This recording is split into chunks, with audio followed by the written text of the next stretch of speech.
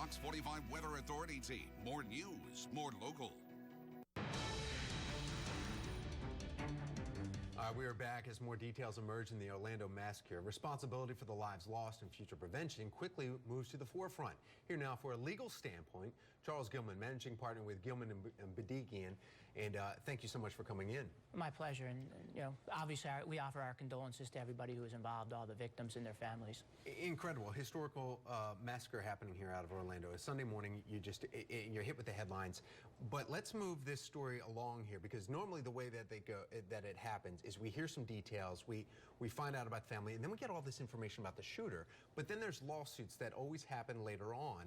And that's not necessarily bad, because when you look at it, the club, what they did, but also we get to glean a little bit of information about the way that the response, I guess, to the shooting. Correct, but you know, there'll be video cameras, I suspect, in the nightclub. Most nightclubs have those. So we'll be able to see how the events unfolded on the camera. But then the lawsuits that may get filed subsequently will tell us what security that Pulse had in place, what type of measures they took to prevent certain incidents. Now, obviously, this incident is unprecedented and not the typical nightclub incident that you expect, fortunately. But now maybe we're living in a new reality, so the standards for these nightclubs may have to change. They may need metal detectors. They may need other devices to detect this type of event and prevent it.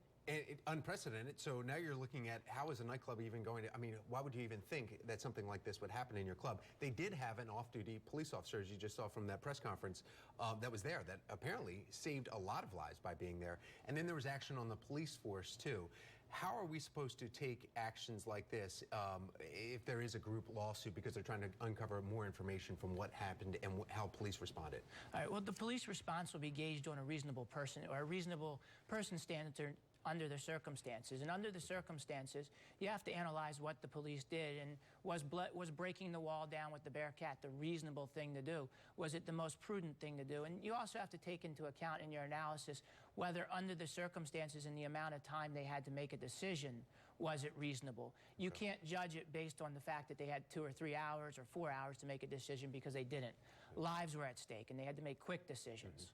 And that's always part of it, too. Correct. Charles Gilman, thank you so much for coming in. We appreciate that. My pleasure. Thank you for having me. Thank you. Well, coming up, we continue to follow that breaking news out of Orlando. We're going to stay with that. A news conference just was wrapped up.